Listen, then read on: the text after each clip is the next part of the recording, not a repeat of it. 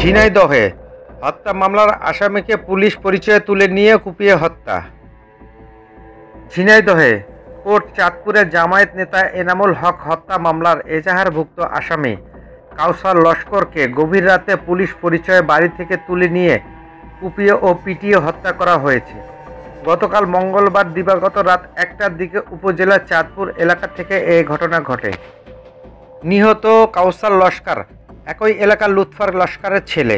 তার মা নূরজাহান বেগম বলেন, গভীর রাতে মুখোশধারীরা এসে পুলিশ পরিচয়ে বাড়ি থেকে তার ছেলেকে তুলে নিয়ে যায়।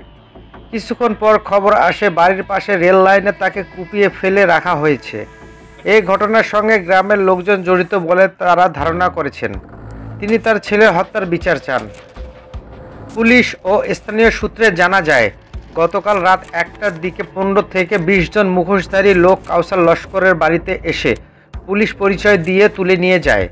পরে বাড়ির পাশে রেলগেট এলাকা থেকে পিটিয়ে ও কুপিয়ে হত্যা করে লাশ ফেলে রাখা হয়। পরিবারের লোকজন কাউসার লস্করের উদ্ধার করে কালীগঞ্জ উপজেলা স্বাস্থ্য কমপ্লেক্সে নিয়ে গেলে চিকিৎসক মৃত ঘোষণা করেন। কোর্ট চাঁদপুর থানার ভারপ্রাপ্ত কর্মকর্তা ওসি কবির হোসেন মাতুব্বর বলেন, 2014 সালে উপজেলা জামায়াত নেতা এনামুল হক মাস্টার হত্যাকাণ্ডের শিকার হন। এ ঘটনায় গত 5 আগস্টের পর কোর্ট চাঁদপুর থানায় একটি হত্যা মামলা হয়। কাউসার সেই হত্যা মামলার এজাহারভুক্ত আসামি। পূর্বশত্রুতার জের ধরে তাকে হত্যা করা হয়েছে বলে প্রাথমিকভাবে ধারণা করা হচ্ছে।